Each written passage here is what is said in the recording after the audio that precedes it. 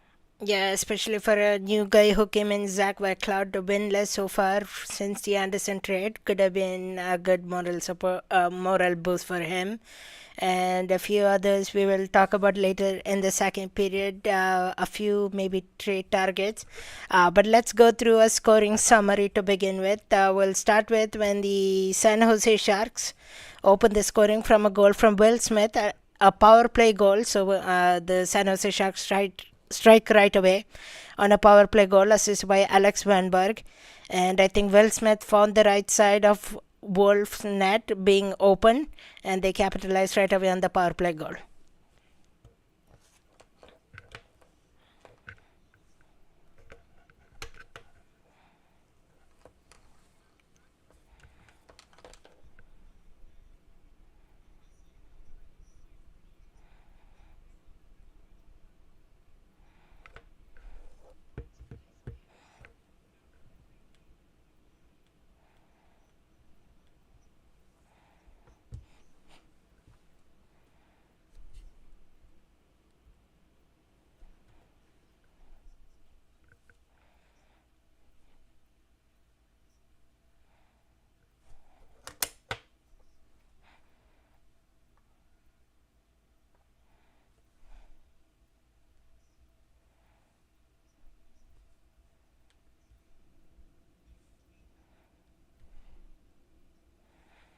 Yeah, the starts have been struggling one for the Flames in the past couple of consecutive games, and good to see they didn't leave behind that struggling start because Morgan Frost would score a 5-on-3 power play goal this time, assisted by Jonathan Huberdeau, who gets on the assist point after coming from that day-to-day injury, and then who seemed to be struggling all along, but gives a nice pass from Coronado. So Coronado originally shot that, and then Nedeljkovic, the goaltender, saves it, but then Frost finds that rebound and then scores on the 5-on-3.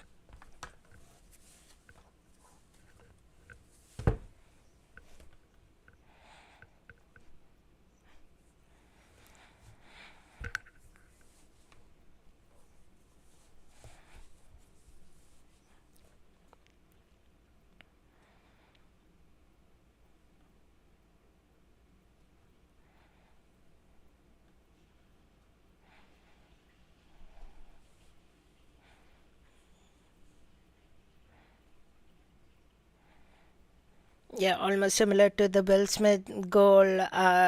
Scored as well, similar on the power play, but not on the 5-on-3. It was the 5-on-4 that the Sharks scored.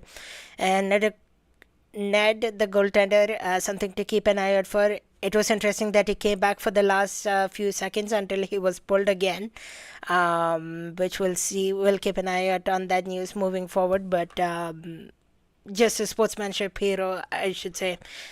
Great resilience for the team. Then that would do it for the first period. It would go tied 1-1. And then, yeah.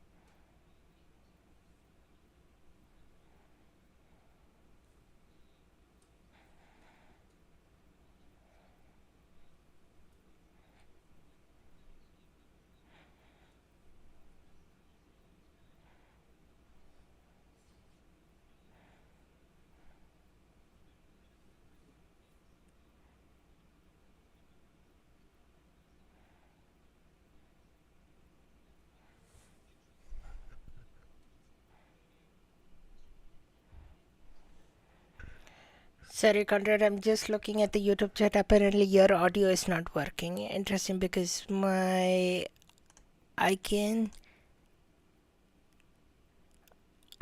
see your level spiking, but and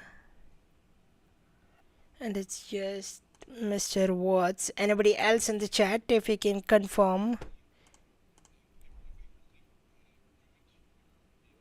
Yeah.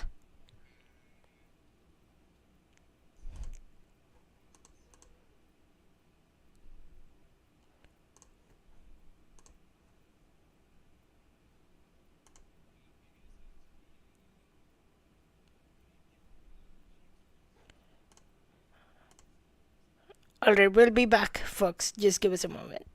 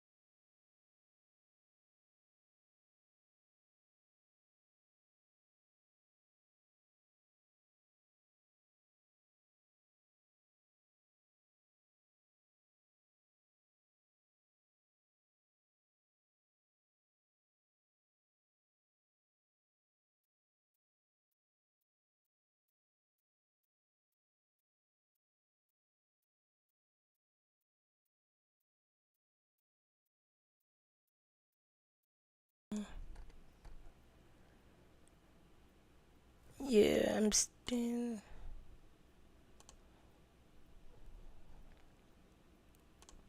Okay, now I'll hold on. Something is picking up though. Hopefully it should work.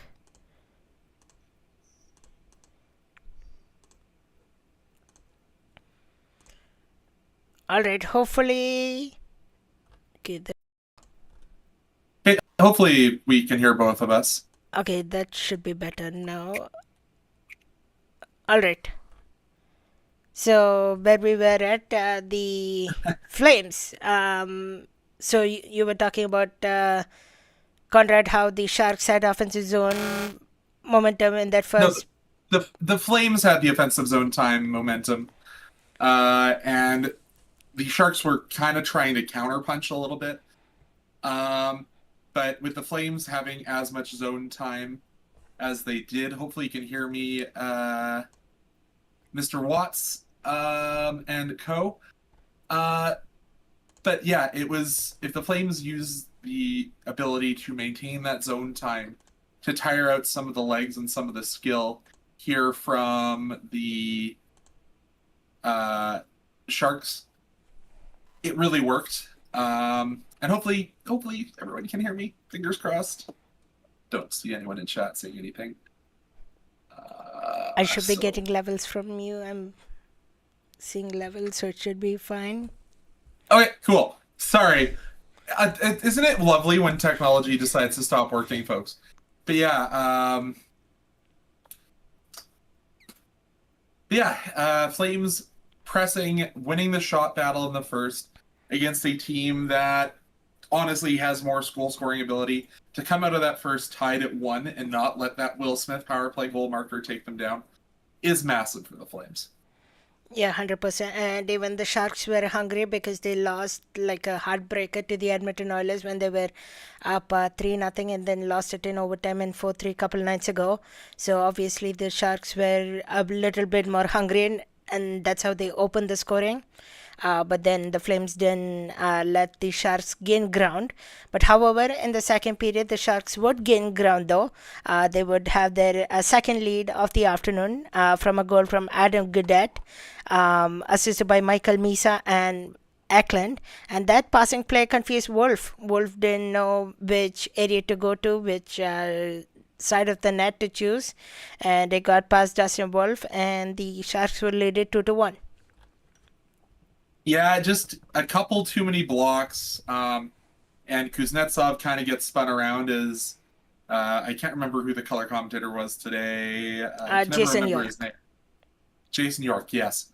Yorkie pointed out as soon as you could drop down to that one knee to try and block a pass or a shot, you have that tendency to slide out of the play, and Kuznetsov, the young defender, did slide and unable to get back involved. Yeah, just a few too many kicks at the can, so to say. Yeah, and they were not able to clear it out of the zone, and Sharks would capitalize. But that wouldn't leave too longer either. The Flames would get momentum back. This is why you do play the kids. Matvey Gridden, a great pass from Viger and Morgan Frost. Nice passing play, and what a release from Matvey Gridden. And takes a long shot, and Matvey Gridden scores his second of the NHL, and he has been looking much more confident as of late. Yeah, and as you saw, like, it wasn't just one moment of brilliance from Matt Gridden on the shift, but like he blocked 2 clearance attempts on his own, and just a lot of hard work from a player we have to remember is only 19 years of age, one of 2 players on the ice that young. And it had been a while without a point for Matt Vey, but I think he was improving game over game, so finally good to see him score a goal that is his style. He is a true sniper, and it's good to see his shot. I wouldn't quite say his wrist shot is as good as Matt Coronado's, but the fact that we finally have 2 players who feel comfortable shooting the puck on this middle 6 forward group is really kind of got to be one of the pieces of the puzzle to build off of moving forward. Yeah, and one of the other puzzles will hopefully join the Flames again soon on Monday coming up. Zayne Parekh. He got recalled from the Calgary Wranglers earlier this morning, and hopefully he will. As he had to be recalled because he served the maximum number of games for his rehab stint. That's correct. And looking to see what the kid can do. Both the kids should be nasty for the Flames. I don't know if we'll see Zayne Parekh, the highest amount of minutes he will play, but at least a few minutes to begin with, and then after the Olympic break is when we'll see more action for Zayne Parekh. And then finally, the Flames would score one more goal in regulation, and that would do about it. Joel Farabee, who also was snake bitten, who hadn't had a point in a while, 10-game goalless drought, scores a short-handed goal, 4th of the season for him, short-handed, assisted by Kevin Ball and Backlund. Although the Flames gave up a power play goal early in the game, later on their penalty kill was excellent, and they scored a short-handed goal to make it 3-2 for the Flames, and that would be the final result. Now, you have to remind ourselves that was basically a 4-on-4 goal. The player had just stepped out of the penalty box to send the Sharks up a man. So, do have to remember that. A great shift from Kevin Ball, who I thought played excellent today, was a very physical, or a huge physical presence for the Flames. And of course, the captain, Michael Backlund, just continues to make me wonder how Team Sweden does not want this guy at the Olympic Games. I understand he's old, but he's playing one of the best seasons of his entire career. So can't really complain about that. And for Joel Farabee, this is somebody who, when he was acquired, I know a lot of Flames fans were hoping to see more offensive production from Joel and Morgan Froston. Both of the former Flyers pot this one home today. Um, so that's where the Flames ended up, 3-2 victory. However, the only person that's on the trade block that was, or having trade conversations talked about him to contribute on the score sheet today was Mackenzie Weegar with the secondary assist. I think now we'll get to the trade talk. That's what all fans want. But I think Frost and Farabee, from what Eric Francis mentioned in the intermission panel, is also now on the trade block because Conrad is listening to those offers. But don't think we can expect anything imminent. But we'll talk about that. So, Conrad, shall we head to second period where we'll entertain the fans with some trade talks? Sure, it seems that everyone's here for the trade talk, but as we transition over into period number 2, folks, please go hit that like button. It really does help us in a world driven by algorithms. Please hit that share button and share to the social media that you choose to use, whether that's X, Blue Sky, Threads, whatever you happen to be on. Share us around. We want to get more Calgary Flames fans involved in the chat. So please, send us on over to any of your friends. Hey, even if they aren't Flames fans, we talk about lots of non-Flames things here too. But yeah, we'll get into the trade talk here. And I have to say, listening to Francis, it sounded like Nazem Kadri has half a foot out the door. Yeah, definitely. Nazem Kadri has been asked, or at least is open to being traded. And I don't know if he'll be the first one to go. I think it will still be Coleman, just because he is in UFA next season. So it will be easier to move him, and the return could look, with his resume, the return could look more appetizing. But with Kadri, I think he has still like 4 years remaining, so there are still moving parts to that contract. So I think he might be maybe second on the line compared to Blake Coleman. Yeah, the only problem is with Blake Coleman, obviously, is the injury. Um, as we know, he skated up until Thursday with the non-contact jersey on, so you have to think he's healthier than he is unhealthy, but getting an extra 10, 11, 14 days to heal up a nagging injury has to be good for him. Number one, as a player, if he continues on with the Calgary Flames, or if you're a team like the heavily rumored Dallas to be looking at Blake Coleman, you have to think, hey, he's gotten this amount of time where he's not playing NHL games. I don't know if he's going to Cancun like everyone else seems to be doing. But based on the fact that the roster freeze does come in on February 4th, I have to think it will be after this Olympic window. Get him fully healthy. Probably teams want to see him play a game in a Flames uniform before they submit their best offers. And who knows, because to not necessarily drag us along any further, I think that the talks that you see between people who don't necessarily have the ear of Craig Conroy, linking both White Cloud and Coleman in this potential trade to Dallas, because we all know that Dallas's needs aren't just in the forward court. They need somebody on the right-hand side. And the Flames, especially with the return of Parekh, really need to offload one of these right-handed defensemen. Of course, listening to Francis once again, mentioned something good that I didn't even recognize because, hey, he understands the roster rules way better than either of us. He mentioned that Hunter Brusevich didn't play today, not necessarily because he's hurt, not because the Flames don't like him. They want Hunter Brusevich to be able to go play for the Wranglers during this international break.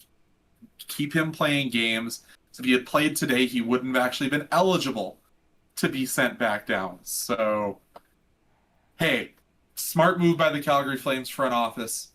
And I think we might see a lot more of Braden Pahal, or hey, Zayne Parekh taking that third line spot as we head into the Olympic break.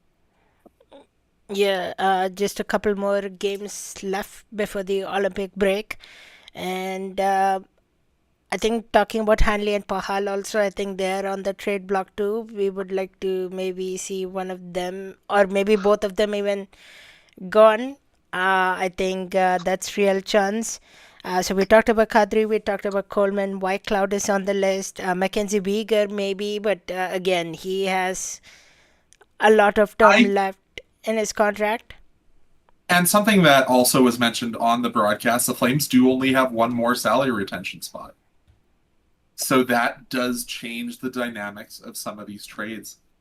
Obviously, you won't ever retain for a guy like Coleman with him being, or you probably shouldn't if you're looking to move Nazem Kadri this at this current time. That's the only reason I could foresee Nazem Kadri not get moved, is because you want to maintain that zero salary retent or that ability to retain salary as long as you can. And any trade talk I've heard involving number 91 always involves the Flames retaining 30 to 50%. And you can only do that 3 times. And hey, we're retaining on Markstrom, we're retaining on Rasmus. If we use that third retention, it kind of does handcuff the rest of the trades the Flames can make.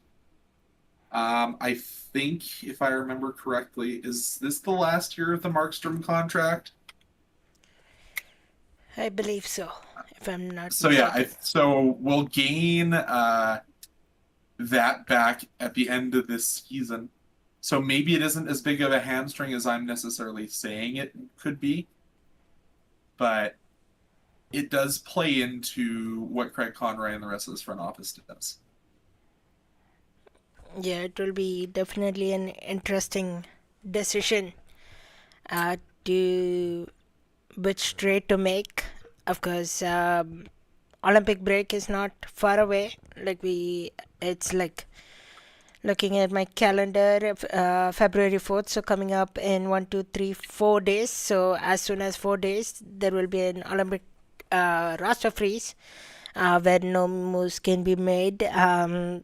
Yeah, I don't know who to Other rank. than AHL call ups and send downs, you can still theoretically send players down and call them up from the AHL during the roster freeze if they're eligible to play.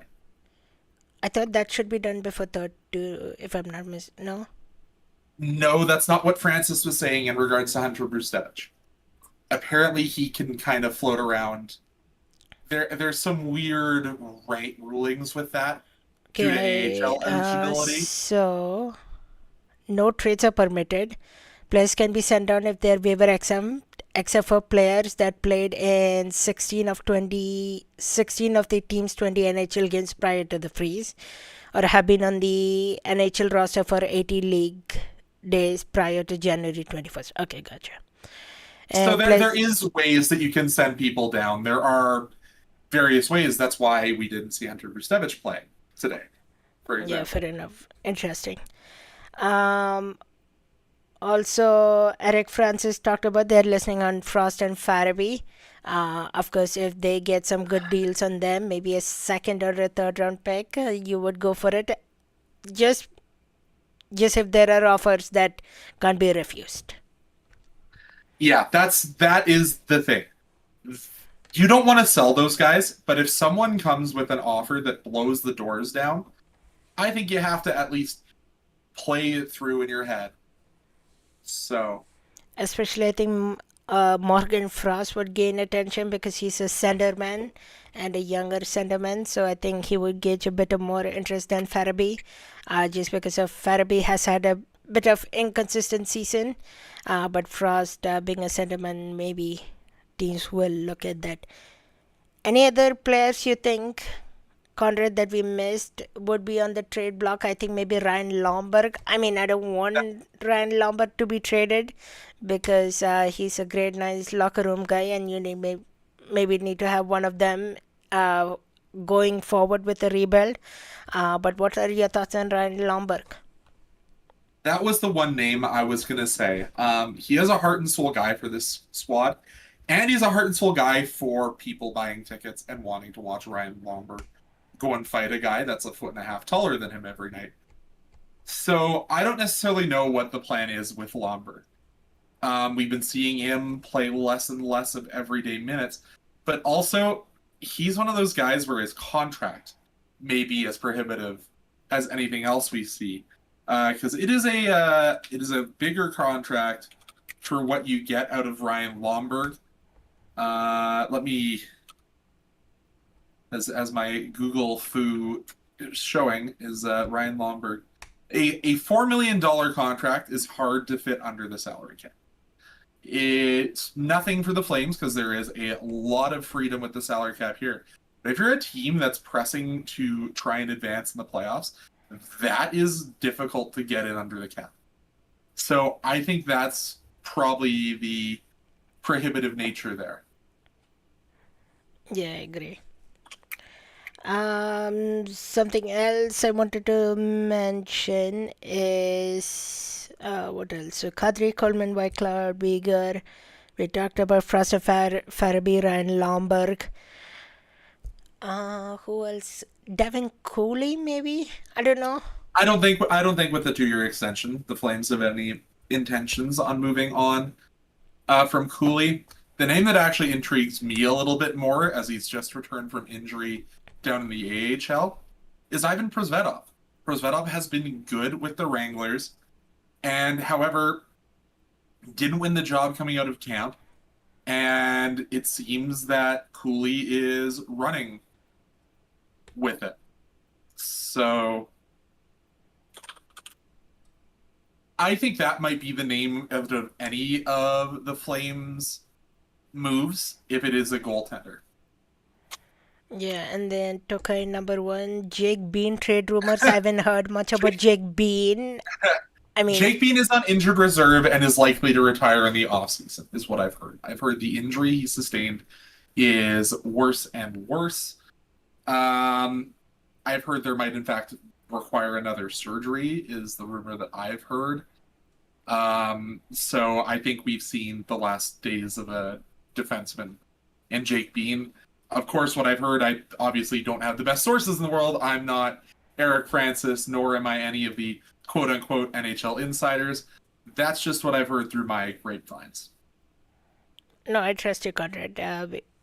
Some of this information, we obviously trust you on that. So, um, maybe a good bit of research there. Anything else you wanted to add in trade blocks, Conrad? I think we went through Kadri, Coleman, Whitecloud, Uyghur. We talked about Fraser Farabee, Ryan Lomberg. We talked about maybe Ivan Prosvetov. Oh yeah, one thing I heard somewhere, I don't know where I heard it, maybe like an Artem Grushnikov from the Wranglers being involved in a package somewhere. I don't know if that's gonna That wouldn't shock me. materialize. That wouldn't shock me because there was a lot of high hopes for Grishnikov at the end of last year, and out of the Wrangler stuff I've watched, he isn't jumping off the page to me. Do I think there's a lot of potential for this young man? Yes. Do I think that his window necessarily matches the Flames? No, and I also don't necessarily love how the Flames are developing forwards out of the Wranglers. That's just my thoughts. So I think if there is a team that wants to feel that he adds some value, maybe he's a guy you throw in with a Joel Hanley to get him off the roster. Maybe that is something that happens. That's another guy, Idar Suniev. Idar Suniev a little bit younger than Grishnikov, so I think the Flames less likely to move on from him. But I don't necessarily think any of the Wranglers are untouchable at this point either. Yeah, Ida Suniev, I would keep him because he has had some good strides with the Wranglers compared to Artem Grushnikov. And Ida Suniev is considered to be one of the like nice prospects to come out. I mean, the Wranglers have been struggling recently as well. They lost 5-1 Well, yesterday if they again. haven't had goaltending for the last 2 weeks, or let's even longer than that with the injuries to Ivan Prosvetov and Owen Say. Not that Arseny Sergeev is a slouch, but we'll see how that team moves forward. Yeah, it will be an interesting find or thing to keep an eye out for, especially we talk about prospects and kids coming up. All right, one final question in this trade topic chat, and then we'll head to a few things from the game. Like, for example, we'll talk about a player specifically coming up. But Conrad, who do you think is maybe the next Wrangler? Let's say from one of these streets, let's say Kadri, Coleman. Let's say we don't get a prospect that's NHL ready, or we just get draft picks as return. Who do you think is knocking on the door next from the Wranglers to come up and play for the Flames? Who do you want to see? So I think it really depends on what role you're going to ask them to fill. If they're going to be a guy that's expected to go play that Ryan Lomberg line, but 9 minutes a game, I think you could call up any number of Wranglers. I think there's a lot of guys who can play that tough, grind it out sort of style. A guy I would like to see potentially in that role, if that's what's asked, is Parker Bell. I think he's somebody who can be a little bit of a sandpaper guy. But if it is a middle six, if you're going to ask a guy to come up and see what he can do in a scoring role, I could see Idar Suniev playing on the offside if he doesn't get moved. Rory Cairns also has to be on that list. The one guy I hope to not come up if we do decide to blow up our defense core is Daniil Miramanov, because a lot of the Calgary Flames' bad luck I blame on Daniil Miramanov. Um, the question I'm seeing in chat from our chat members is Sam Morton. I don't think Morton's quite ready for the NHL. I think if you're going to call up a center, it will either be Clark Bishop or somebody like Alex Gallant, who can play on the wing as well. That's just my 2 cents. I think Sam Morton still just needs a couple, maybe a season and a half more time in the AHL before we see him make that jump. And George Floyd talking about Stromgren. Stromgren, if you're I just not don't gonna know. play him, like the last call up, he played like 9 minutes, 6 minutes, 5 minutes in the fourth line. If it's that role, no need.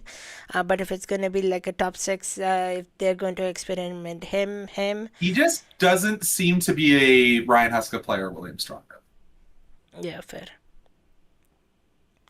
And then Rory Carrots, of course, I'm excited to see if he can come back because he also didn't get much of a leeway. Um, Gallant is You are correct. I apparently apologize. I thought Gallant was on a two-way. But no, he is just on an AHL contract. Good catch. one other person I would don't want to see is maybe a Dryden Hunt as well. Dryden Hunt can stay with the Wranglers for the next little while as well. Just bring up more young guns into it. So, anything else you wanted to add for the trade talks, Conrad? No, but I think we do need to move on to that topic we discussed about that third period for our third period segment as we go on to that. But before we go into that, I am going to give a big shout out to those of you who do watch our other channels, whether that be Game Over Toronto, who hasn't had an episode in a bit, or Game Over Montreal. Guys, go give Game Over Montreal a listen. Andrew has been doing fantastic work, and hey, they're our first channel in the network to actually get monetized, which is a huge deal. So please go on, give them a couple of views, go and watch a couple of ads if you can, because we need to get that money trickling into the system. But wanted to give them a big shout out. Congratulations to Game Over Montreal for entering the monetization part of YouTube. And hey, Andrew has some amazing takes. As you saw, he just posted a breakdown comparing penalties that the Montreal Habs, or the Montreal Canadiens, that's the word you're looking for, Conrad, are taking in all situations and comparing them to the rest of their division. And he is going to try and do it into a league-wide analysis. So go give it a look. It's actually quite interesting. And but they have a little bit of a situation. And Al, we did have a game over Edmonton. Our hosts up there have decided to wait until we are back fully and have some sponsor support. So if you know of anyone who wants to support fiscally in some grassroots sports media, let us know. There's a contact link on the Game Over website for that. Hopefully, we can bring Game Over Edmonton back. Big shout out to my friend Graham Mosman, who just got laid off, former Game Over Edmonton host. So, best luck to Graham. But let's head on to that period number 3 now. So, period number 3, you wanted to specifically talk about this one, Conrad, but I'll also chime in. But Kadri took a shot off his hand. He was nagging with his numb. He was playing with it around. And we talked about the Coleman injury, how he has been sidelined till at least the Olympic break coming up. And now Kadri looks frustrated. He looks banged up. Are the Flames waiting too long? Is our main question for this third period. It's so hard because we've only seen 2 teams truly come out and say, we are out of this season 100%, we can't come back. That being New York, who have started benching Artemi Panarin. Funny how both Breadman are on the trade block right now. But anyways, and then obviously the folks out in Vancouver, they got their trade done early in the season. But hey, we're starting to hear they may even move on from all of their PDs. So it's really interesting because as much as I want to say the Flames are ready to blow it all up, we haven't heard that from anybody in management. We've seen Craig Conroy starting to make moves, but maybe we're behind the 8 ball. Like as Mr. Watts talks about, there's some other show called Barn Burner in this city that has wanted the Flames to get fully bad. Like trade anybody that wants to play hockey, bring in 4 professional cricketers who can't skate, and absolutely just tank the rest of the season. But it truly is weird. Because as much as we on this program and all the other programs around Calgary, and anyone who watches hockey, I would argue, knows the Flames are bad and can only get worse with trades. But we haven't made that move yet, and I think we're a day late and a dollar short to truly get into the top 3, or to get into that top 1 spot where you have the most odds with the ping pong balls. Yeah, I had my graphic for Misha McKenna ready in case the Flames would lose today, but now they go up 2 spots ahead, I think, and right around the 29-28 mark, which doesn't give us the best odds to get the top overall, let's say top 3 that we want. Overall, the idea is top 1, but I know we can't out-tank Vancouver Canucks, who have been terrible this season. Oh, and they shut down their best goalie in Vancouver, so they're not going to win more games. St. Louis Blues is fighting with us as one of the competitors. Winnipeg Jets continue to find their stride, so hopefully they can go up and up, so keeping the Flames around there. But yeah, the Flames haven't scored more than, I should say, 3, maybe 3 today, but then only 1 goal each of the past few games. They're averaging 2 goals a game for the month of January. Yeah, which is in a tough. Month where we had this is the month where we had the most recorded hat tricks in a calendar month in NHL history, and the Flames averaged less than 2 goals a game. Yeah, it shows how struggling the team is. I mean, they have a few players who can score goals, who can do stuff, but we haven't seen it from them. And it's like the Anderson trade. The offense dried up once he was traded. Now you can imagine the dominoes falling when it comes to Kadri and Coleman as well. Especially Coleman, who has been a great driving leader. And yeah, it's going to get tougher. Flames fans need to embrace the next couple of years at least this year to begin with, and then we'll see how the next one is going to be. But I think Eric Francis also mentioned that we'll see almost the same kind of roster heading into next year. So that is something to keep an eye out for. How much change will we see next year? So yeah, and it's not a great free agent class either. That's the one thing that I think we have to remind ourselves. is that while it is a great draft class, it isn't a great free agent class. So we have to kind of figure that this is not just going to be a one and done year on the rebuild. It'll probably, as I said on the last episode, be closer to 3. And 3 is around maybe 1 year after Scotia Place opens. Maybe by then is when we will get an idea of a really good team that can score, that can be young, that can be faster like the Sharks were. I'm surprised that the Flames shut down Macklin Celebrini this afternoon, but he looks really good. It's one player, or even maybe a what do you call, Cole Caulfield, Lane Hudson, Beckett Seneca. Oh yeah, Conrad, we both were at the game against the Ducks, where the Flames lost, had a 2-0 lead in the first period, and then they lost it in overtime 3-2. A hat trick from Beckett Seneca. You want those But type of that's a players. fantasy world. Yeah. That's a fantasy world, Anand. That's what our front office is saying. Having one of those guys is a fantasy. Hey, heaven forbid you're bad this year, and then you hope that you and the Vegas Golden Knights are bad the year after, and then you're picking 2 in the top 10. Because thank you for that, Vegas. Like it Rome was not built in a day, and I think that the Flames will eventually be good, and I think there is a lot of prospects within the Flames system, whether they're playing in the big leagues or whether they're in, as I said, the NCAA. I think the future is bright for the Flames, but we got to get through this darkness that is surrounding this roster if we want to get there.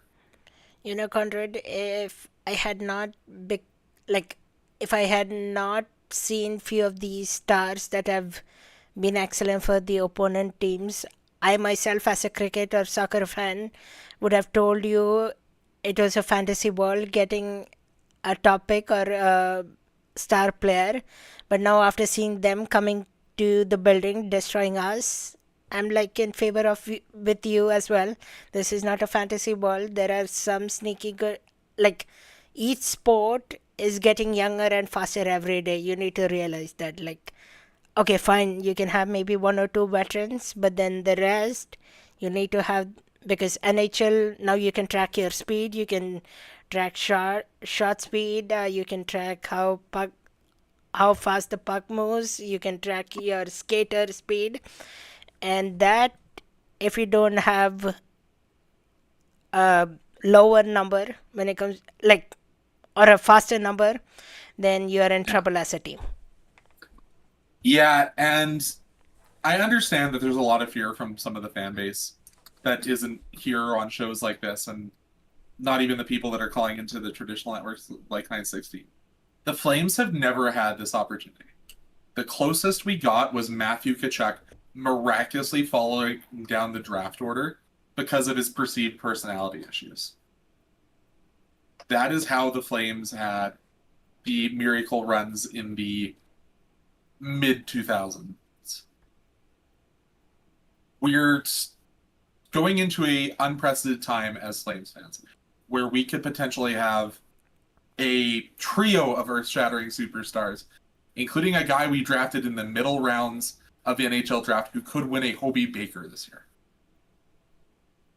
There are good signs in the future for this Flames team, and how we set up for when those stars are entering their NHL windows determines what the future is for this Flames squad. Yeah, The Cole. future is not now. The future is coming up. Yeah, Cole Reshney. I'm excited to see what Andrew Basha can do. Um, we'll have to see if the Flames can sign Abram Weeb, who we recently got from the Anderson trade. So yeah, really good pieces coming. Zayne Parekh, looking to him being a full-time NHLer soon. Matvey Gridin, he looks like he can be a good one to stay. Hunter Brustovich, there is promise in him. Yan Kuznetsov, Ball is here to stay. So we have the good pieces, but just one or two more, especially a forward, to solve the You're scoring forgetting struggles. about the best prospect that the Calgary Flames have right now. That is not in the system, not signed a contract yet. Ethan Wittenbach at Quinnipiac. If you Oh, yeah. guys are not watching NCAA hockey, this kid is a stud. A player who was not expected to be in the NCAA this year, was expected to be playing major junior down in the States. Late decision to go to Quinnipiac, has played 27 games. Dude's got 38 points as a freshman, a true freshman. Yeah, Wittenbach. And hey, if we can convince Ian Medvelko to come over from Russia, there are some things that the Flames could build on. But I think we should head to overtime because I think we've got a few really good questions waiting in chat. And do you mind if I propose the first one? Go ahead. Can we trade head coach Ryan Huska or fire him because he uses ChatGPT to generate his lines, to generate his pregame speeches? Can we stop relying on ChatGPT? Okay, I'm adding some stuff to what George said in chat because boy howdy, it's because we all heard about that, right? How he admitted to using ChatGPT to generate his speeches in the locker room. And then we, as fans, kind of jumped on and said, it's probably more than just the speeches. It's probably his lines as well. But yeah, I don't think we're going to see a change in head coach during the year this year. But I think there needs to be a real evaluation of how he has done in the offseason. As I said, there needs to be one target on the Flames list for the head coaching job, and I laid out some breadcrumbs about who I think it should be. Yeah, I think I saw it in the chat the But other day. yeah, I think the Flames will move on from Huska into somebody that is more offensively minded in the offseason. Yeah, Ryan Huska always uses the defense first approach. He says you need to create offense from the defense, which I don't think is the right idea, especially how the sport is trending as of late. I know you need to keep an eye on defense as well. But if you don't score, you're not going to win as many as games. And you saw that as of this stretch, like you said, Conrad, they haven't scored more than 2 goals in the month of in the month of They January average yet. 2 goals Yeah. a game in the month of January. All right. That was one question. So we'll see how the Ryan Husker coaching staff. I mean, I'm okay with Trent Cull staying. I think his special teams has been okay. But Ryan The Husker. power play's been bad all year, Anand. And No, that's been that's, one of I his think, responsibilities. we don't have superstars either. So I'm hoping it fixes when it comes with superstars. But yeah, you could be right. Yeah, I think that's valid. Is Kirkland on the trade block? I don't know. I haven't. Who wants Justin Kirkland? He's gone through waivers twice this season, guys. Why trade for a guy you could have gotten for free? Yeah, I don't think something will inspire in that way. What is Blue Sky? Blue Sky is an app similar to Twitter if you're not on there. It's a slow app, slower than Twitter, but if you want to join, go for it. And is there Flames trade rumors? We talk about them in the whole second period. Nazib Kadri, Coleman, Uyghur, Frost, Farabee, all these names you will start to hear rumors about. But the main ones to focus, especially heading into Olympic break, is Kadri and Coleman. So let's go to this question from Mr. Watts. Assuming McKenna goes number 1, which I actually don't think he will. I'll go into that as we get through this question because I don't think that he is valued as highly by Vancouver as another name in this draft.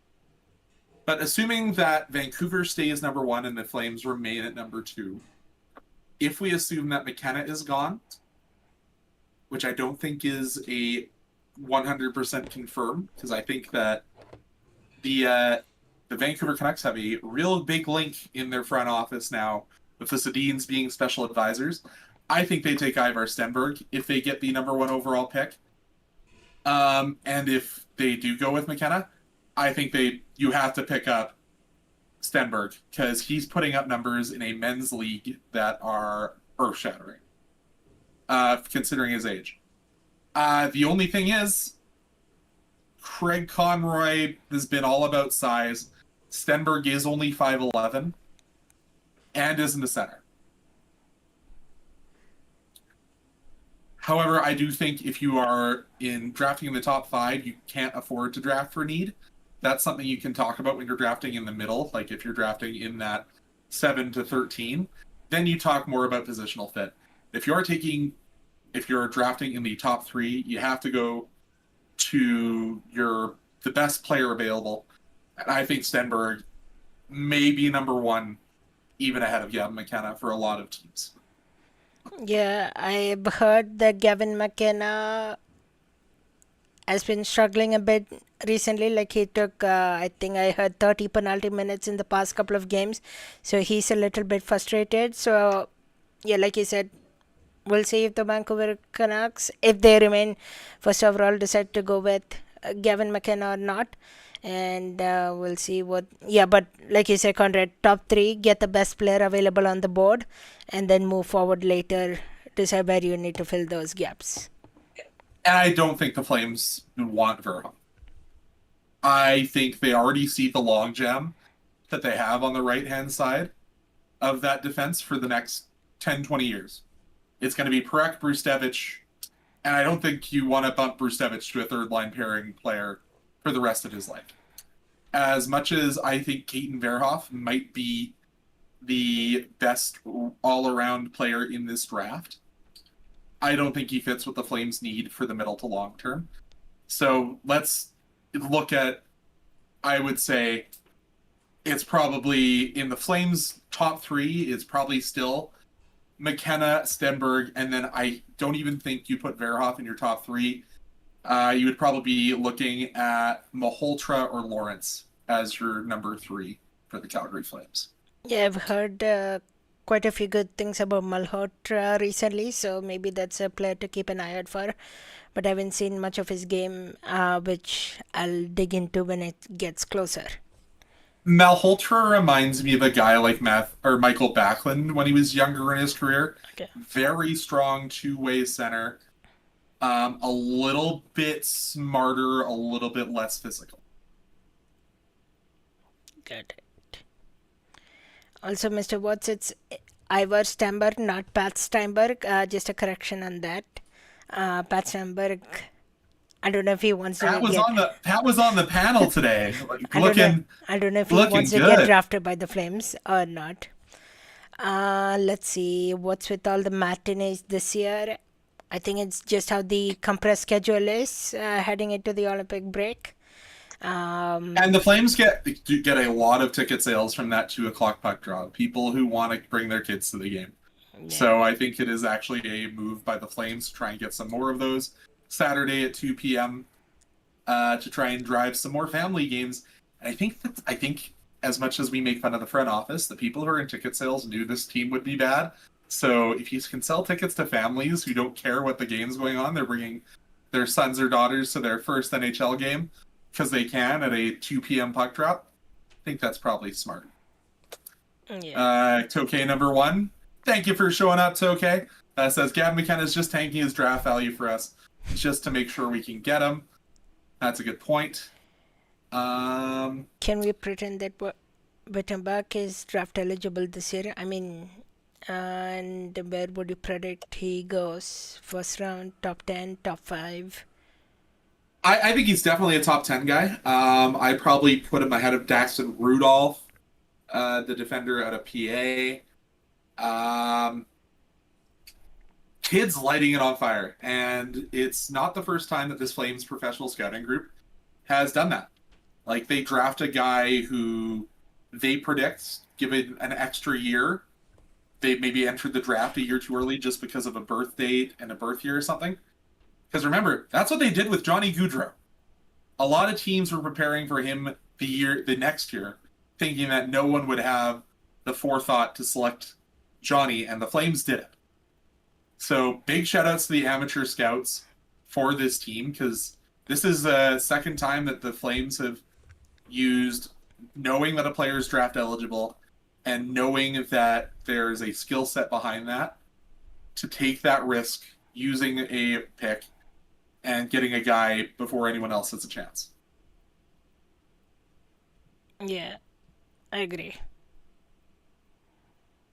And then I guess maybe the last question for us here is one that I saw from Al. What team has done the most successful rebuild, whatever we want to call it? Colorado, because they were bad in the mid 2010s and they're a wagon now. They're certainly a team that I would point to. And hey, they did it with a really, really good offensive defenseman who jumped into the league. And he came in the playoffs and he didn't struggle the way Zayne Parekh did. But it was a similar, let's draft this guy. Obviously, he had the NCAA development versus the CHL development, and some team down in southern Alberta that I'm not going to name just because of my biases.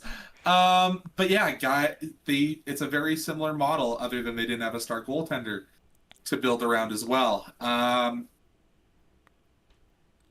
Recent also think examples, I would that think Anaheim Ducks, San Jose Sharks, they're getting slowly there. Edmonton Oilers, maybe with Connor McDavid, they have been there at one point. Um, I'm going to jump on that Ducks point there too, because they also had a very similar period with their superstars, where their superstars in McTavish and that group were struggling. So they had to decide, let's cut the tumor out as quick as we can, understand that we're still in the rebuild. Let's just do the quick restart. And they happened to snag Bennett Seneca, who I think is going to be the Alexander Ovechkin of that draft, where he is a pure goal scorer playing on a team that is going to build around him for the next 10 to 12 years and be very, very successful. yeah. Yeah, hope this rebuild or rebuild or retool, whatever you want to call it, is not as long for the Flames, but they do it right way. Like, hope they don't cheat it in any shape or form, which I would really appreciate. All Flames fans would appreciate. Conrad would appreciate. Just do it the right way.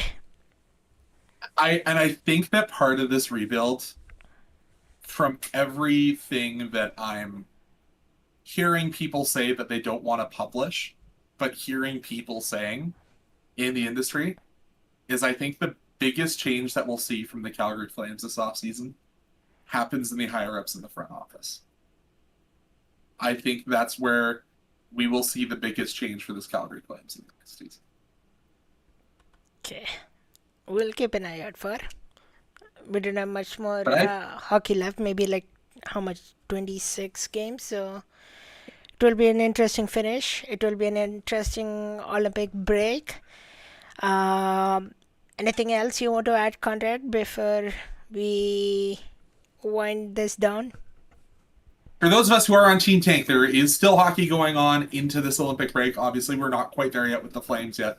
Still having these 2 more games at home. Teams that you want to watch if you're wanting to watch more hockey than just the Olympics. Go check out the Saskatoon Blades. Watch Hunter Lang as much as you can.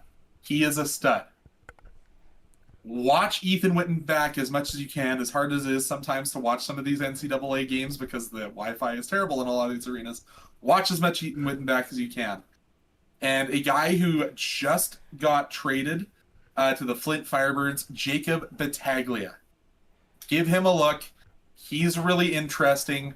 Another one of those wingers who is playing in the OHL right now. Because hey, there's one Calgary Flame who is going to be playing in the Olympics. So why are we watching that? We don't want to cheer on Connor McDavid for 2 weeks. I'll watch him for the gold medal game, and that's about it. I'm going to be going and watching some Canadian Hockey League and probably some NCAA hockey. And watch Andrew Bashard, Medicine at Tigers too. I think he has been doing great for them too. He has. The Tigers are a bit of a tough watch. So what happens when you lose, maybe the best prospect in hockey? But yeah, as you said, been doing good with the Tigers. 11 games played, 18 points. So a guy that's gone down as obviously more than a point a game player after leaving or being sent back by the Calgary Wranglers. All right, that will do it for us. Our next game is on Monday, 8 p.m. against the Toronto Maple Leafs, and then a Battle of Alberta to close out the week, and the Olympic roster freeze. I think the freeze gets in effect at 3 p.m. So if there is any trade between then, we will break it for you on Game Over Calgary. But thanks for joining us. Have yourself a great rest of your weekend and have yourself a great new week coming up. Just 2 more games before the Olympic break, Conrad. Yeah, and I think I'll be, as you're available more for the next 2, you'll probably see a few more streams where it's both of our faces on it. A bit of a tough year out in High River. But we'll be seeing more of Anand and ourselves as this season continues to chug on. And also, before we go, make sure you're following Game Over's social media, because I know that some of our hosts want to come back from various markets and do these Olympic break games as kind of their warm-up to see if they come back. So just keep your eyes peeled for the Game Over social media. Now we can end the show. Yeah, on Twitter, Game Over Network, and then on Blue Sky, Game Over Network.bsky.socials. That's where it is at. All right. Have yourself a great weekend. Have yourself a great night. And we'll see you all back on Monday at 8 p.m. against the Toronto Maple Leafs.